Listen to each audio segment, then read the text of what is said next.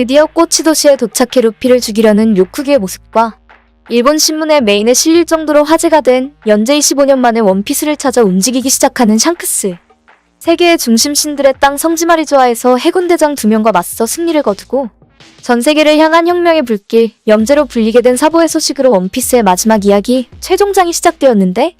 원피스의 최종장 1055화에서는 어떤 흥미진진한 전개가 이어질지 미리 만나볼까요? 우선 와노쿠니에 도착한 초록소 료쿠규의 모습. 료쿠규는 자신의 앞을 막아서는 모모노스케와 아카자의 9남자 야마토를 향해 이 세상의 신은 천룡인이며 세계 정부에 감행하지 않은 나라에는 인권이란 게 없고 차별이란 사람들을 안심시키는 안도라는 새롭게 밝혀진 요쿠규의 아카이누보다 어긋난 정의관과 이번에도 키드게어TV 과거 연구에서 예측한 그대로 후지토라와 로쿠규의 불만이 해군이 해적에게 너무 관대하다는 사실이 확정된 것은 물론 해군 범죄 수사국장 검은말이라는 새로운 인물의 등장으로 해군 대장이 12지신에서 유래되었고 원피스 최종장에 걸맞는 해군 최강의 전력들이 나타날 것을 암시하게 되었습니다. 로쿠규 자신의 능력은 바다에 버금가는 생명의 어버이, 자연 그 자체 숲수별매의 능력이라고 자신했지만 강력한 등장과는 달리 야마토에게 꿀밤을 맞아 쓰러지는 생각보다 약한 모습이 공개되었는데 야마토에게 고전하는 모습을 보면 태양신 니카 열매를 각성한 루피에게 상대가 되지 않을 것으로 보입니다. 용으로 변신한 모모노스케는 야마토에게 싸우지 말라고 이야기한 것으로 보아 악마의 열매에는 능력의 약점과 강함 상성이 있듯이 루피와의 전투에서 활용왕으로 변한 카이도우의 능력을 보면 모모노스케도 똑같이 활용으로 변할 수 있어.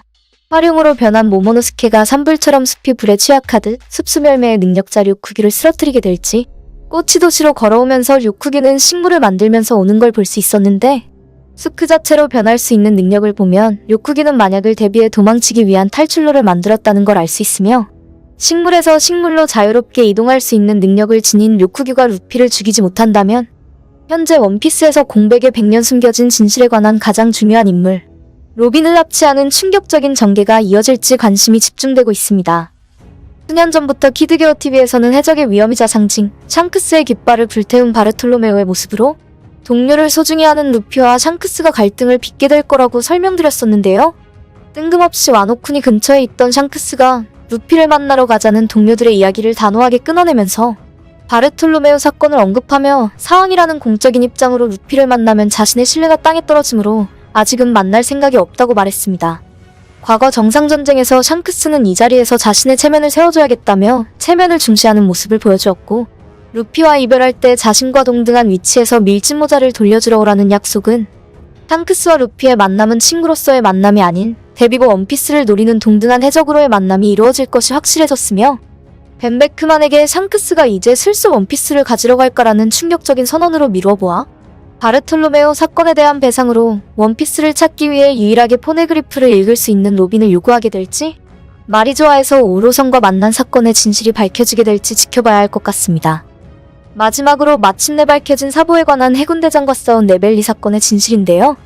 얼마 전 아카이누의 죽음은 예정되어 있었다. 마침내 밝혀지는 원피스 최종장의 모티브와 충격적인 결말 연구 영상에서 원피스 최종장의 모티브는 자유를 되찾는 프랑스 대혁명이 모티브가 되었을 것이라 예상하였고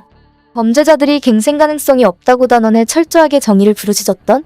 아카이누의 철저한 정의의 모티브로 추정되는 악랄한 레미제라블의 자베르 경감이 마치 루피와 같이 범죄자이지만 선을 행하는 특이한 악당, 장발장으로 인해 자신의 정의와 신념에 의문을 느껴 스스로 죽음을 선택했듯 아카이누가 흑막 이모의 존재와 정의롭지 않은 세계 정부의 실체를 알게 된다면 마찬가지로 죽음을 선택할 것이라고 설명드렸습니다.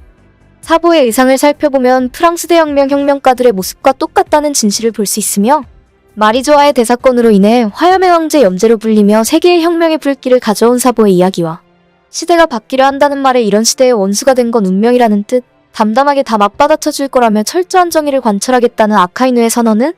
레미제라블의 프랑스 대혁명, 프랑스 왕권을 지키려는 자베르 경감과 정확하게 일치하는 모습을 보여주고 있습니다.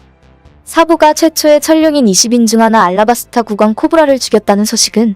코브라가 진심으로 국민을 생각하는 만큼 사보의 라이벌 시피제로 로브루치의 소행으로 보이며 만약 네벨리에서 실종된 비비가 사보와 함께 가지 않았다면 난도질당한 루피와 검은 수염 티치의 현상금 포스터와는 반대로 비비의 사진을 남겨둔 떡바비의 소들 세계정부의 흑막 이모의 등장을 예고하고 있으며 샹크스와 혁명군의 등장으로 마지막으로 남아있는 검은 수염 티치의 정보 해군에게 뺏길 바에 무언가를 자신이 받아가겠다는 것의 정체가 밝혀지게 될 것이 가까워졌습니다. 샹크스와 오로성의 만남과 대화의 진실은 어떤 사연이 숨어 있을까요? 또 검은 수염 티치가 이야기한 받아가겠다는 것의 정체는 여러분들은 무엇이라고 생각하실까요? 소중한 여러분들이 생각을 많은 분들과 나눠보시고 즐거운 주말 재미있게 보내시길 바랄게요.